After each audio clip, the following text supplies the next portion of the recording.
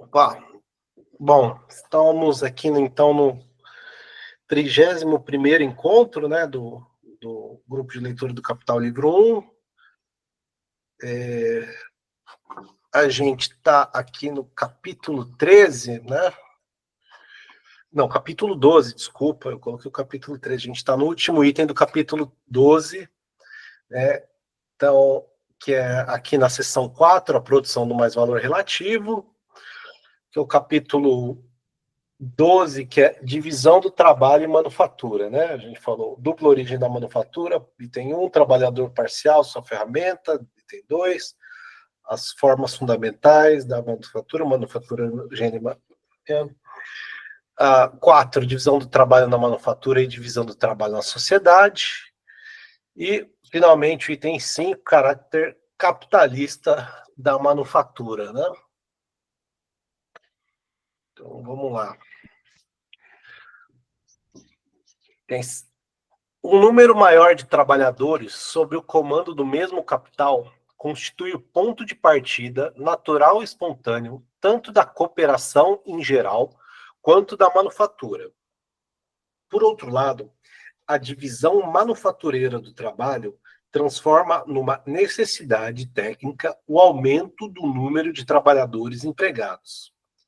O mínimo de trabalhadores que um capitalista individual tem de empregar é agora prescrito pela divisão do trabalho previamente dada.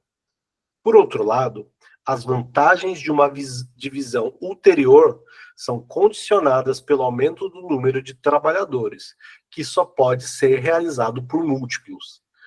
Mas com a parte variável também tem de crescer a parte constante do capital, e não só o volume das condições comuns de produção, como instalações, fornos, etc., mas também, e principalmente, a matéria-prima, cuja demanda cresce muito mais aceleradamente do que o número de trabalhadores.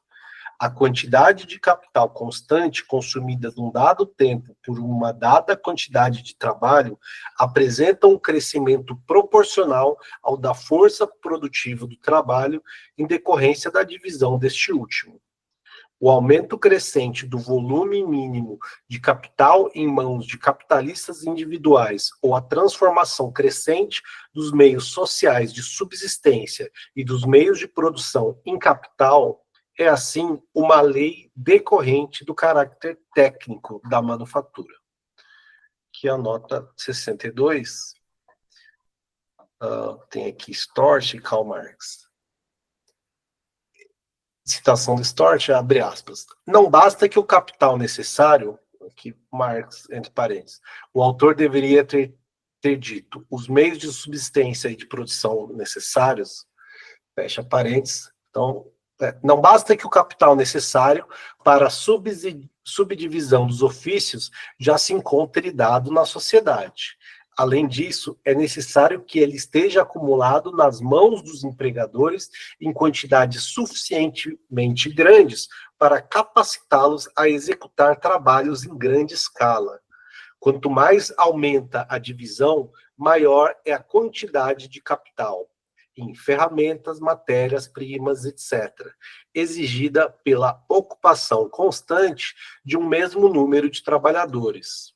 Aqui, Storch, né, o curso de Economia Política.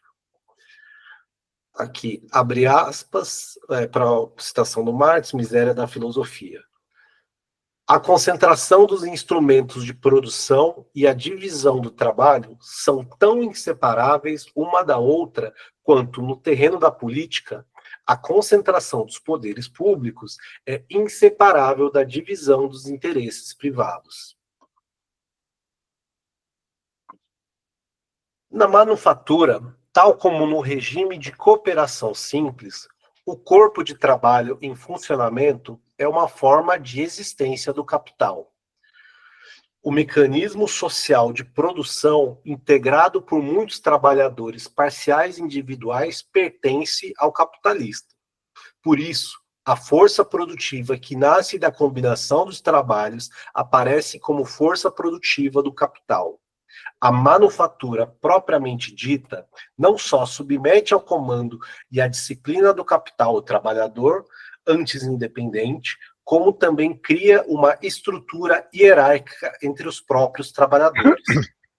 Enquanto a cooperação simples deixa praticamente intocado o modo de trabalho dos indivíduos, a manufatura o revoluciona desde seus fundamentos e se apodera da força individual de trabalho em suas raízes. Ela aleija o trabalhador, converte-o numa aberração, promovendo artificialmente sua habilidade detalhista por meio da repressão de um mundo de impulsos e capacidades produtivas, do mesmo modo como, nos estados de La Plata, um animal inteiro é abatido apenas para a retirada da pele ou do sebo. Não só os trabalhos parciais específicos são distribuídos entre os diversos indivíduos, como o próprio indivíduo é dividido e transformado no motor automático de um trabalho parcial, conferindo assim realidade à fábula absurda de Menênio Agripa, que apresenta um ser humano como um mero fragmento de seu próprio corpo. Aqui, 3 citaçõezinhas. Douglas Stewart chama o trabalhador manual de autômatos vivos, que são empregados em trabalhos parciais, seus trabalhos. Nota C. Em 494 d.C., ocorreu o primeiro conflito entre patrícios e plebeus. Segundo a lenda, o patrício Menênio Agripa teria usado de uma parábola para convencer os plebeus a uma conciliação. A revolta dos plebeus se assemelharia a uma recusa dos membros do corpo humano a permitir que o alimento chegasse ao estômago, o que tinha como consequência que os próprios membros definhassem fortemente. A recusa dos plebeus a cumprir suas obrigações levaria, sim, à ruína do Estado romano. Nota 64. Nos corais, cada indivíduo constitui, de fato, o estômago de todo o grupo. Mas esse indivíduo fornece alimento ao grupo, em vez de, como o patrício romano, privá-lo desse alimento. Então, se o trabalhador vende inicialmente sua força de trabalho ao capital porque lhe faltam os meios materiais para a produção de uma mercadoria, agora sua força individual de trabalho falha no cumprimento de seu serviço caso não seja vendida ao capital. Ela só funciona num contexto que existe apenas depois de sua venda, na oficina do capitalista. Um segundo.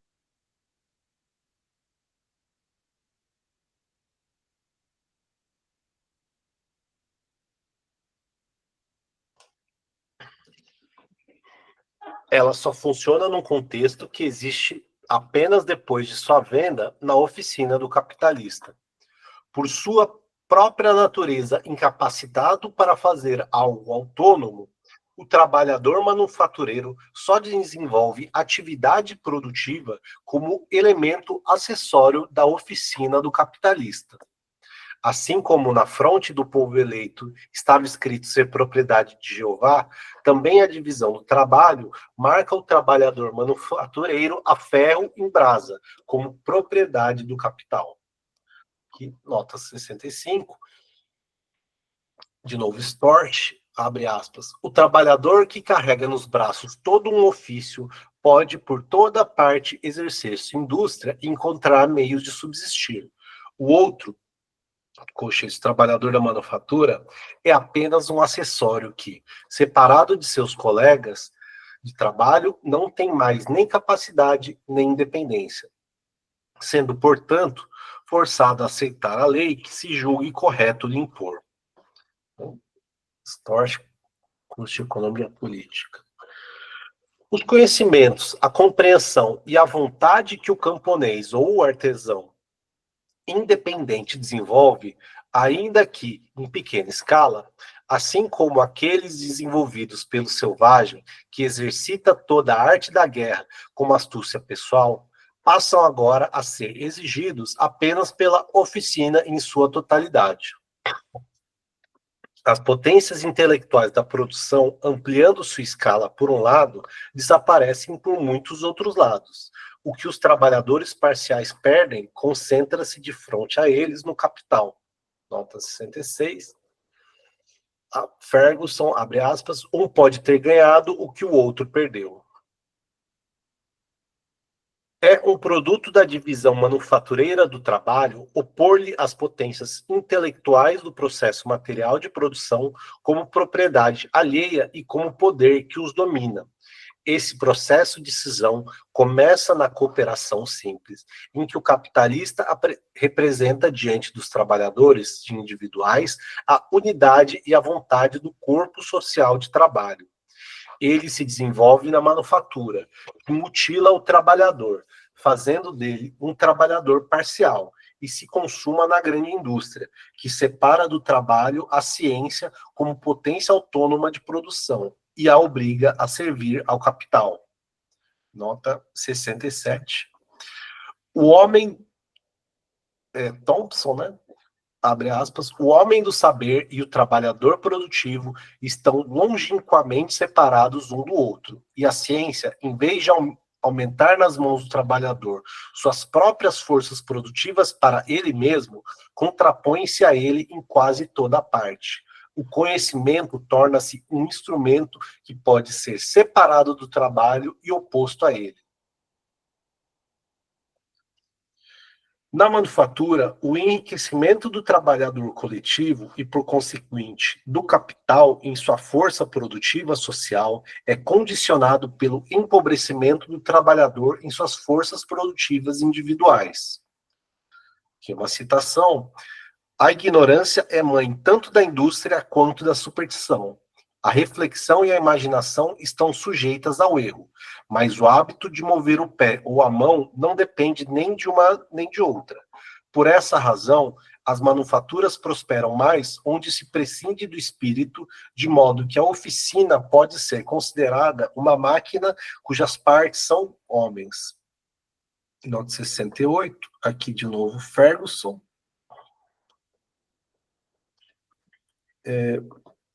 De fato, algumas manufaturas, na metade do século XVIII, tinham preferência por empregar indivíduos semi-idiotas em certas operações simples, mas que constituíam segredos de fábrica. Que ele só citou o ator lá, Tucker. Diz Adam Smith. A mente da grande maioria dos homens desenvolve-se necessariamente a partir e por meio de suas ocupações diárias. Um homem que consome toda a sua vida na execução de umas poucas operações simples não tem nenhuma oportunidade de exercitar sua inteligência. Ele se torna, em geral, tão estúpido e ignorante quanto é possível a uma criatura humana. E depois de descrever a estupidificação do trabalhador parcial, Smith prossegue. A uniformidade de sua vida estacionária também corrompe naturalmente a coragem de sua mente. Ela aniquila até mesmo a energia de seu corpo e o torna incapaz de empregar sua força de modo vigoroso e duradouro, a não ser na operação detalhista para a qual foi adestrado. Sua destreza em seu ofício particular parece, assim, ter sido obtida à custa de suas virtudes intelectuais, sociais e guerreiras. Mas em toda a sociedade industrial e civilizada, é esse o estado a que necessariamente tem de se degradar o pobre que trabalha, isto é, a grande massa do povo. Nota 60, ele só está falando Adam Smith, né, na Riqueza das Nações, livro 5, capítulo 1. Como aluno de Ferguson, que havia desenvolvido as consequências desfavoráveis da divisão do trabalho, Smith possuía total clareza sobre esse ponto. Na abertura de sua obra, na qual a divisão do trabalho é festejada ex professo, ele menciona apenas de passagem como fonte de desigualdades sociais. Somente no livro 5, dedicado à receita do Estado, ele reproduz Ferguson. Em Miséria da Filosofia, expus o necessário sobre a conexão histórica entre Ferguson, Smith, Lemontey e Sé, no que diz respeito às suas críticas da divisão do trabalho. E também mostrei, pela primeira vez, que a divisão manufatureira do trabalho é uma forma específica do modo de produção, do modo capitalista de produção. Miséria da filosofia, aqui, página 122. Como modo de evitar a degeneração completa da massa do povo decorrente da divisão do trabalho, Adam Smith recomenda o ensino popular, a cargo do Estado, embora em doses cautelosamente homeopáticas.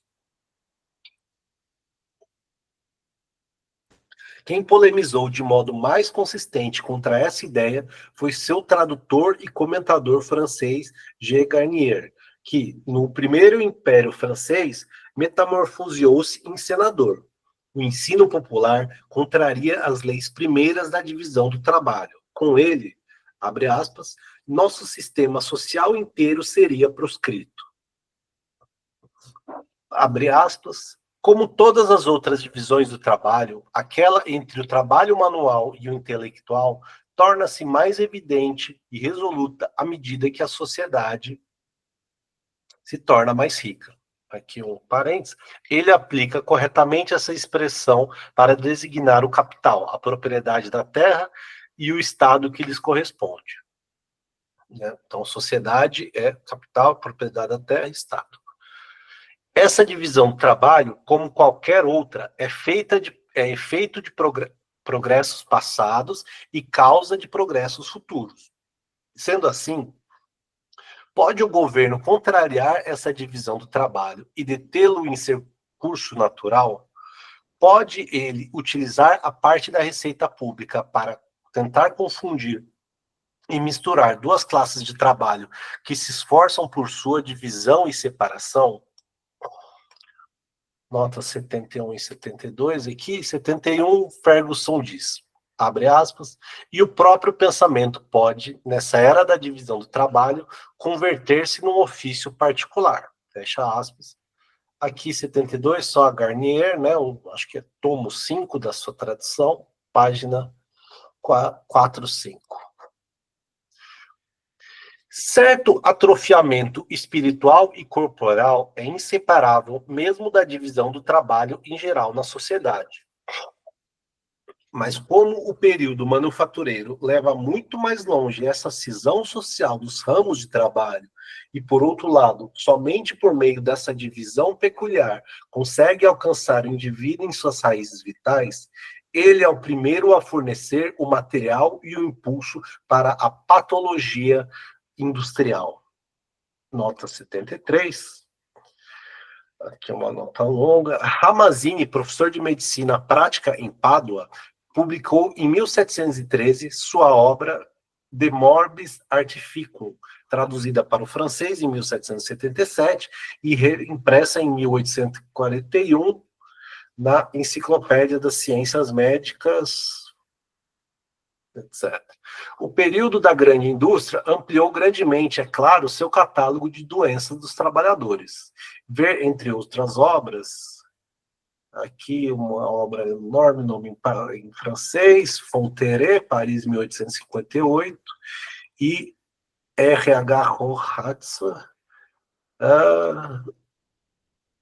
outro nome em alemão, Ulm, 1840, né? Então são mais de 100 anos, né, após essa obra inicial do Ramazzini. Em 1854, a Society of Arts nomeou uma comissão de inquérito sobre patologia industrial. A lista dos documentos reunidos por essa comissão encontra-se no catálogo Twickenham Economic Museum. Muitos importantes são os Reports on Public Health, né, reportes sobre a saúde pública oficiais. Ver também Edward Reich, a Society of Arts and Trades, Sociedade das Artes e Ofícios, foi uma sociedade filantrópica fundada em 1754, inspirada nas ideias do iluminismo.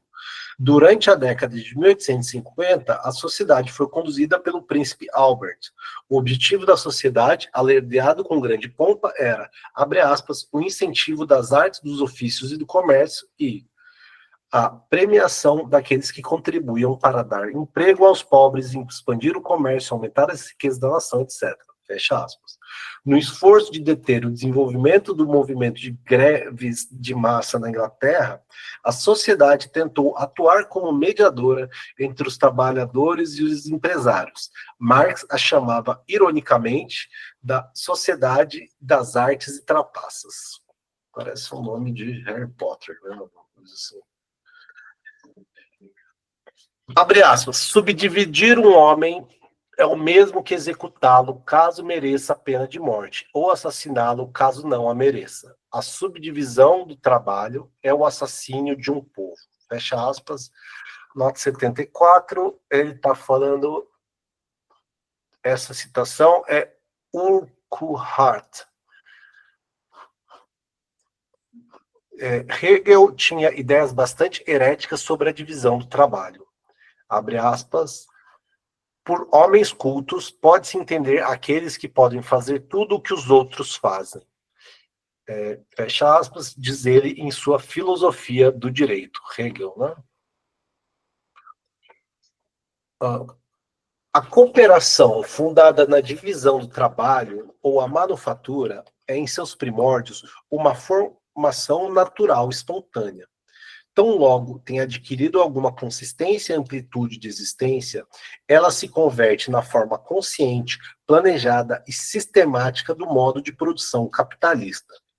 A história da manufatura propriamente dita revela como, inicialmente, sua divisão peculiar do trabalho assume por meio da experiência e como que, operando por detrás dos agentes, as formas adequadas, mas depois, tal como o artesanato corporativo, visa conservar tradicionalmente a forma uma vez descoberta, em casos isolados, logra fazê-lo por séculos. Essa forma, excetuando seus aspectos secundários, só se altera graças a uma revolução nos instrumentos de trabalho. A manufatura moderna, aqui Marx, não me refiro aqui à grande indústria baseada na maquinaria, fecha travessão, ou encontra os membros dispersos do poeta. A manufatura moderna ou encontra os membros dispersos do poeta já prontos, como é o caso, por exemplo, da confecção de vestuários nas grandes cidades, onde a manufatura surge e tem apenas de juntá-los de sua dispersão, ou o princípio da divisão é evidente e as diferentes operações da produção artesanal, parentes, por exemplo, da encadernação, são atribuídos exclusivamente a trabalhadores específicos. Nenhuma semana de experiência é necessária para descobrir, em tais casos, a proporção de braços necessários para cada função. Nota 75. A cômoda fé no gênio inventivo que o capitalista individual exerceria a priori na divisão do trabalho encontra-se hoje apenas em professores alemães, tais como o Sr. Roscher, que, em agradecimento pela divisão do trabalho que salta pronta da cabeça de Júpiter do capitalista, dedica a este último, abre aspas, diversos salários. A maior ou menor aplicação da divisão do trabalho depende do tamanho da bolsa, não da grandeza do gênio. Aqui acho que ele está dizendo sobre diversos salários, né? Porque existia esse debate de qual que era a origem da remuneração do capitalista, né? Eu imagino que nesses diversos salários, então o capitalista ele é o inventor, ele é o organizador, o gestor, o cara que toma riscos, né? Isso somaria diversos salários. Aí eu acho que eu lembro de um debate desse aqui na questão da economia política.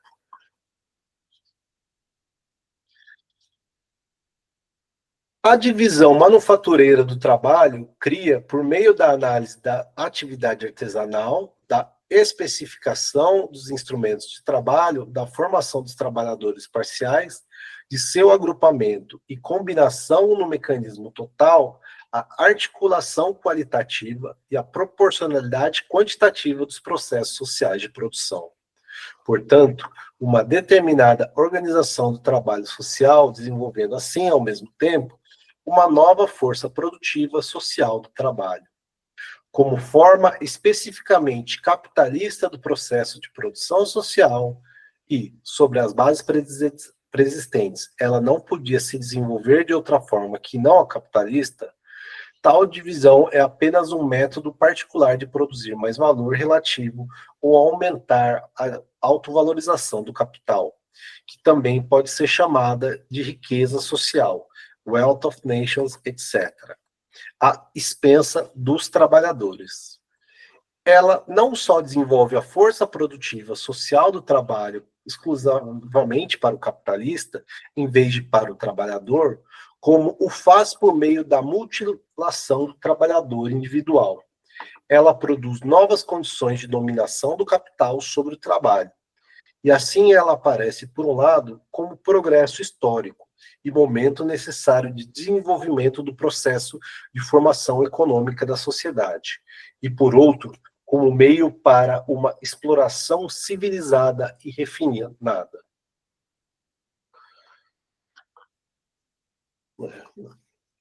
Bastante. A economia política, que só surge como ciência própria no período da manufatura, considera a divisão social do trabalho do ponto de vista exclusivo da divisão manufatureira do trabalho, isto é, como meio de produzir mais mercadorias com a mesma quantidade de trabalho, e, por conseguinte, baratear as mercadorias e acelerar a acumulação do capital. Aqui, nota 76. Mais do que Adam Smith, escritores anteriores, como Pett, assim como o autor anônimo de As Vantagens do Comércio das Índias Orientais, fixaram o caráter capitalista da divisão manufatureira do trabalho. Na mais estrita oposição a essa acentuação da quantidade do valor de troca, os escritores da antiguidade clássica dedicavam-se exclusivamente à qualidade e ao valor de uso.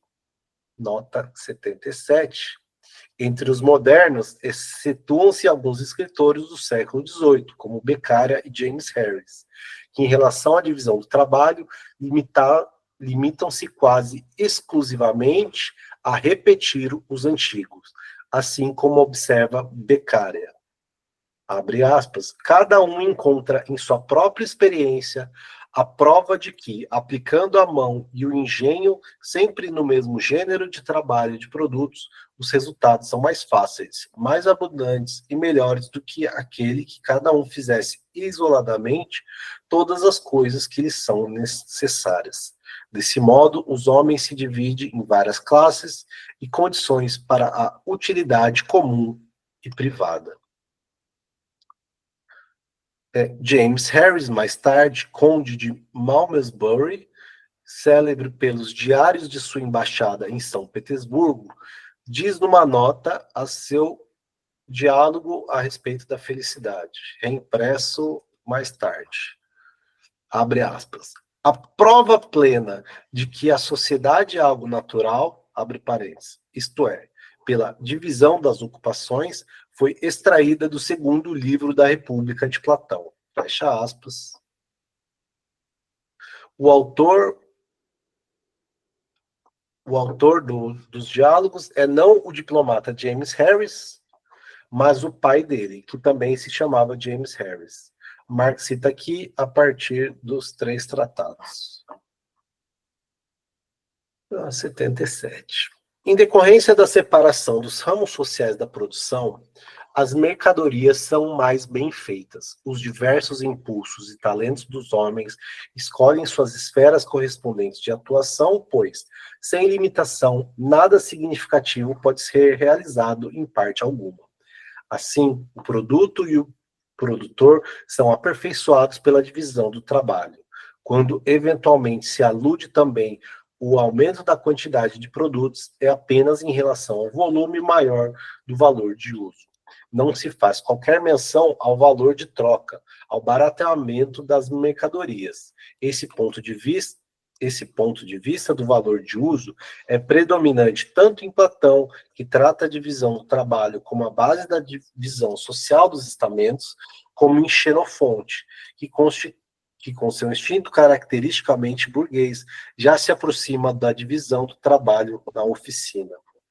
A República de Platão, na medida em que nela a divisão do trabalho é desenvolvida como princípio formador do Estado, não é mais do que uma idealização ateniense do sistema de castas do Antigo Egito, que servia como país industrial modelar também para outros contemporâneos, como, por exemplo, Isócrates e até mesmo para os gregos da era do Império Romano.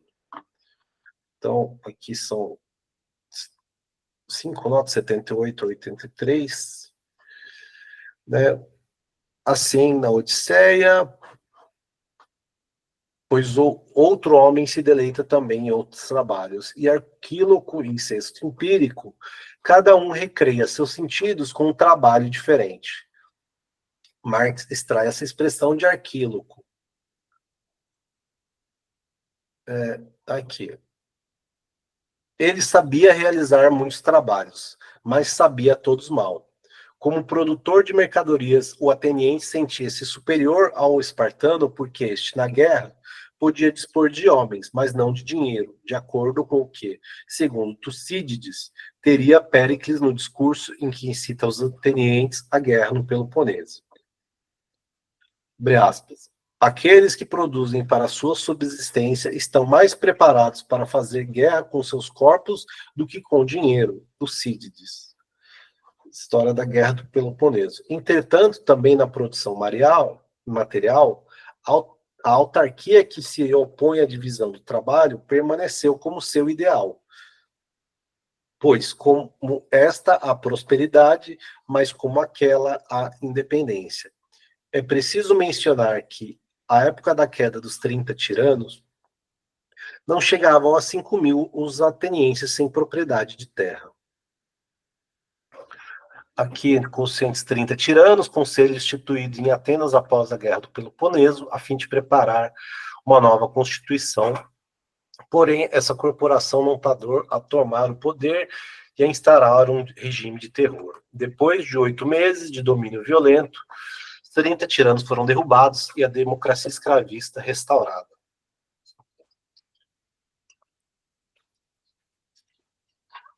Nota 80.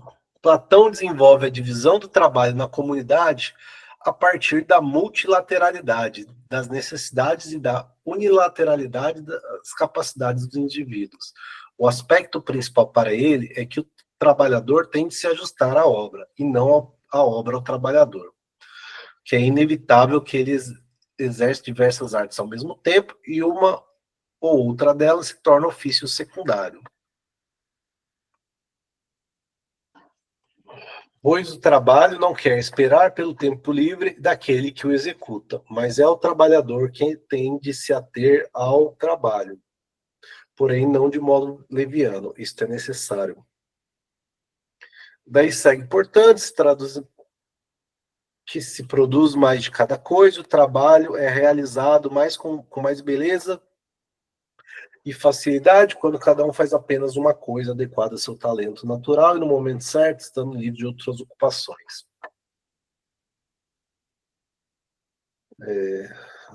Longa essa nota aqui, hein? Encontramos algo semelhante em Tucídides. Falou alguma coisa, Wally? Não, eu tô falando que a nota é grande. Pô. Nossa, e tem mais duas aqui.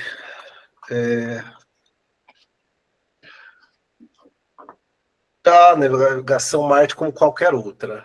Ser exercida como ofício acessório, mas ao contrário, são as outras ocupações que não podem ser exercidas ao lado dela como ofícios acessórios. Se a obra, diz Platão, tiver de esperar pelo trabalhador, o momento crítico da produção será frequentemente perdido e o produto se estragará. A mesma ideia platônica pode ser novamente encontrada no protesto dos proprietários ingleses de branquearias contra a cláusula da Lei Fabril, que estabelece determinado horário para as refeições de todos os trabalhadores.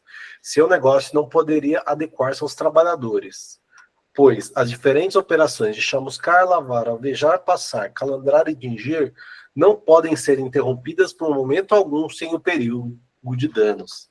A imposição da mesma hora de refeição para todos os trabalhadores poderia ocasionalmente expor bens valiosos ao perigo, pois o processo de trabalho ficaria inacabado. O platonismo, onde ele foi parar. Que Xenofonte relata que não apenas honroso receber alimentos da mesa do rei persa, mas que esses alimentos são muito mais saborosos que outros. Abre aspas, isso não é nada extraordinário, pois assim como as demais artes são especialmente aperfeiçoadas nas grandes cidades, também os alimentos reais são preparados de um modo inteiramente original. Isso porque nas pequenas cidades o mesmo indivíduo faz a cama, as portas, o arado, a mesa. Além disso, ele frequentemente constrói casas e se considera satisfeito quando encontra uma clientela suficiente para garantir sua subsistência. É impossível que um homem que faz tantas coisas faça tudo bem.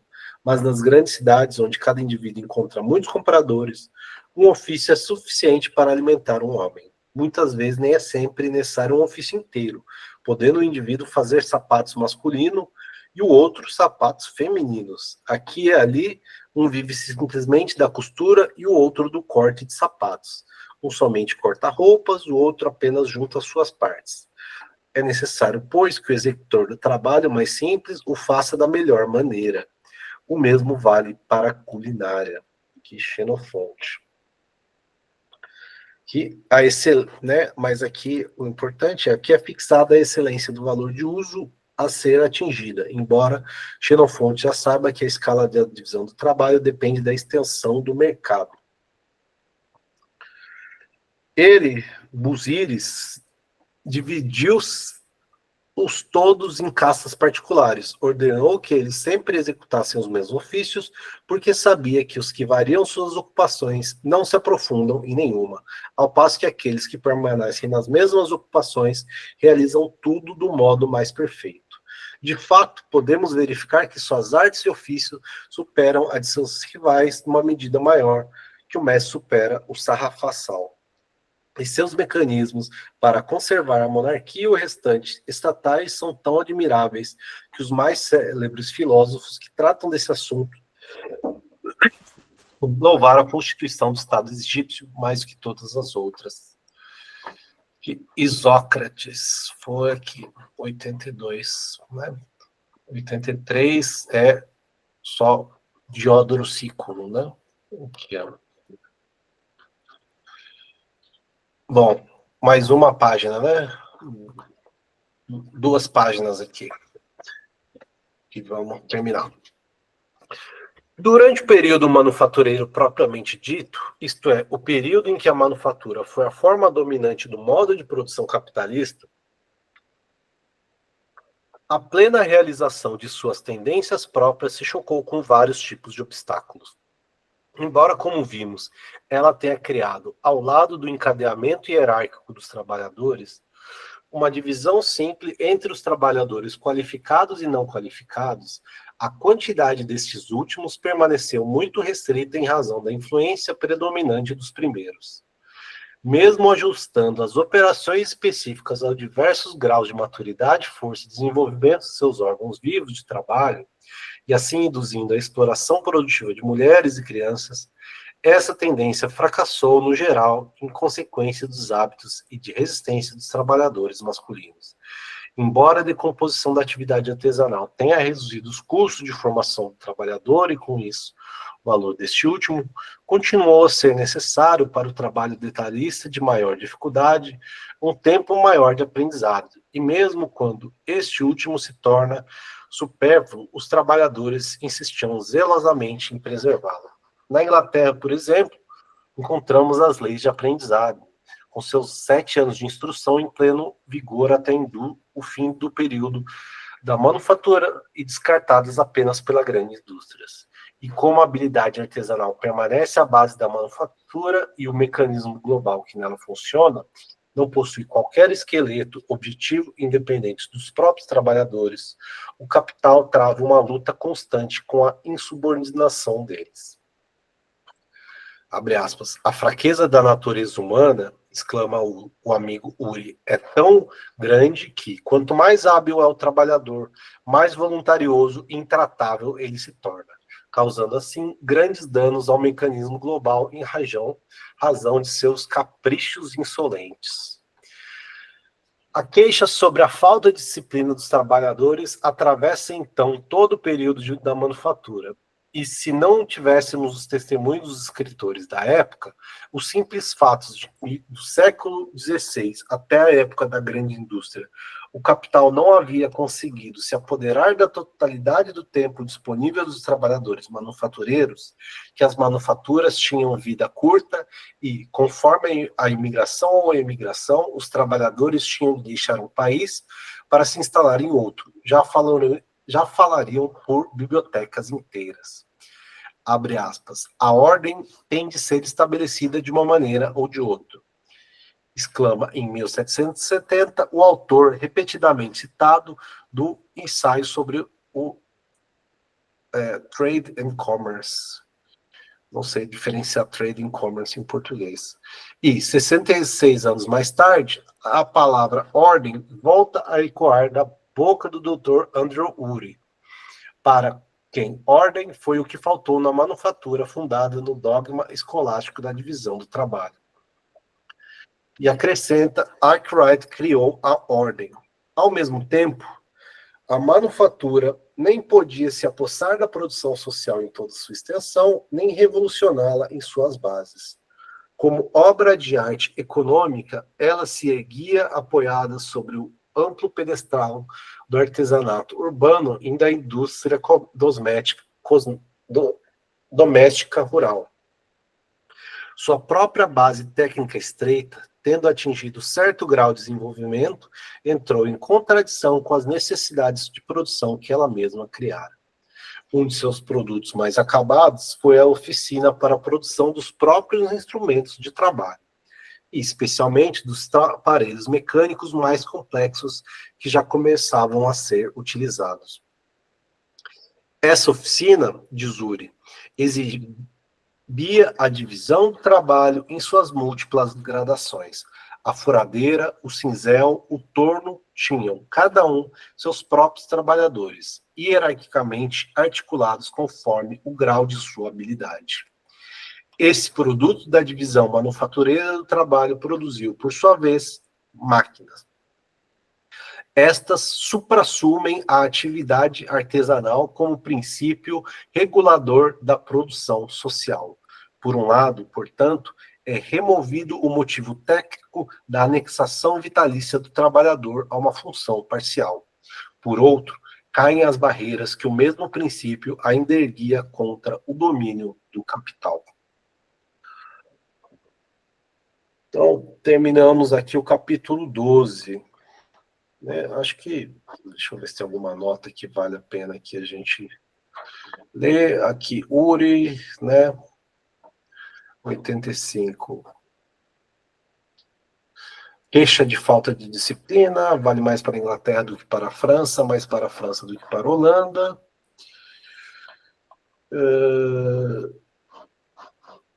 Aqui, 86. Ele está falando para a diária do ser humano. Opa. Não, aqui já é. Opa. Já é o capítulo. Já é o capítulo anterior, né? Capítulo 13. Então fica aí aos camaradas aí os comentários abertos aqui.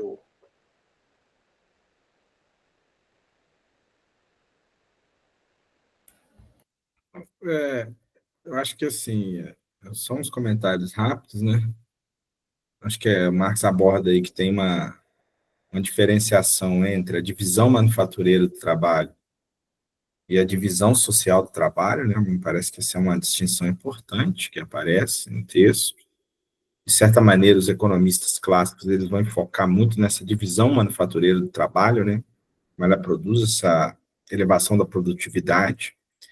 Né? Não vão fazer essa diferenciação que o Marx faz, né? Entre divisão manufatureira e divisão social do trabalho, parece que isso aparece. Há também uma divisão que aparece entre o trabalho intelectual e o trabalho manual, né? E a divisão manufatureira do trabalho, ela se torna frente ao trabalhador que se emburrece, né? Se torna ignorante, porque ele se torna um trabalhador parcial, condições alienadas frente a esse trabalhador, né? Então, a temática da alienação reaparece aí, né? Nesse capítulo. E um elemento que mais importante aí do capítulo algumas passagens aí do Marx, que ele vai demonstrar que a divisão manufatureira do trabalho, embora ela seja um instrumento para aumentar a mais-valia relativa, ela é limitada, né? Porque ela ainda se baseia, ela tem como base técnica ainda o artesanato, não é? E o trabalho ali das corporações de ofício. Então, ela em si mesma é incapaz de revolucionar a sua própria base, né? Então, no próximo capítulo, então, ela traz essa contradição, né? Porque vamos dizer, os seus membros ainda são constituídos por órgãos humanos, né? É um mecanismo constituído ainda por órgãos humanos. E tem um problema aí, que é de ordem de natureza política, não é? Os trabalhadores são submissos, não é? Como né, tem uma série de leituras que falam que no Capital a classe trabalhadora não comparece, tal, como um agente, como, né? E esses capítulos demonstram, desde o capítulo 8 em diante, isso é mentira. Os trabalhadores estão a todo tempo se insubordinando contra essas condições de trabalho. Mas a maquinaria, que é o próximo capítulo, né, ela vai demonstrar um processo ainda de aprofundamento dessa subordinação dos trabalhadores ao capital. Né? Acho que a consumação desse processo. Né? Se o capital já domina esse corpo coletivo da manufatura, com a maquinaria, a grande indústria, esse processo se aprofunda ainda mais. E essas condições que já estão alienadas do trabalhador parcial, que há vários momentos ele diz, sem estar nesse corpo coletivo, esse trabalhador parcial, ele tá ferrado, não é?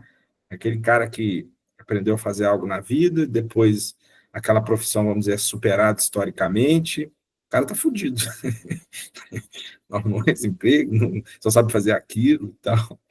Então, esse enriquecimento do corpo coletivo, através da manufatureira, da divisão manufatureira do trabalho, da manufatura, ela gera, por outro lado, um aumento, vamos dizer assim, da enriquecimento coletivo, mas um empobrecimento individual desse indivíduo parcial e tudo mais.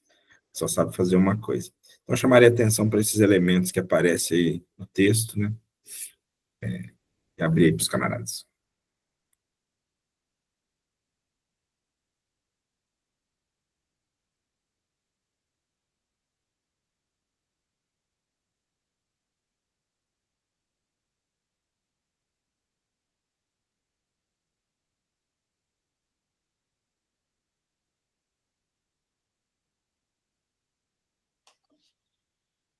Eu não tenho muitos comentários hoje, não. Acho que é uma conclusão, né, dos trechos que a gente veio lendo, né, veio lendo do capítulo 12, né?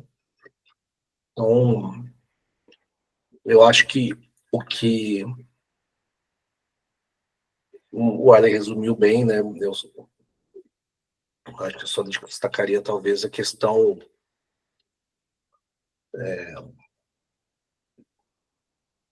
do impacto disso na questão social e política, né, do trabalhador, né? Então, se fala muito a questão da alienação, né, do trabalhador, né, que parece ao mesmo tempo um desejo do capital, né, e uma consequência meio que inescapável, né? Então, você especializar o trabalhador para a liberação da potência produtiva e econômica, mas você limita a potência, vamos dizer assim, humana individual, né? Eu acho que essa é a novidade que ele traz aqui um pouco nesse item 5 aqui do capítulo, mas de resto Acho que já discutimos bastante. Eu tinha, além de tudo que vocês falaram, o problema de que as forças produtivas se desenvolvem mais rápido do que as habilidades individuais dos trabalhadores. Então, sempre há escassez de mão de obra especializada, né? É contínuo isso. Aí ele toca nesse assunto, né? Quer dizer, se precisa de formação para algumas especialidades tanto mais complexas, né? Que eram. Então, outra coisa que chama atenção é o fato da indisciplina, né? Hoje em dia já não tem tanta essa indisciplina, né? Hoje em dia é o contrário, o sujeito pede para ser empregado, não importa o que fazer, porque tem tanta mão de obra que o capitalismo já descarta, que essa indisciplina do sujeito que tinha um alto grau de especialização já praticamente inexiste, salvo exceções, né? Salvo raras exceções. Então, o proletariado foi submetido completamente ao longo do tempo, né? Desde essas primeiras lutas ainda do século XVIII, e percorreu o século XIX e começo do século XX, até chegar num ponto onde você se submete completamente, porque você não tem nenhuma saída. Então, essa indisciplina vigorava ainda nessa época, né? Que agora eu acho que isso nem existe mais, né? O cara pede, pelo amor de Deus, para ter uma carteira assinada, né?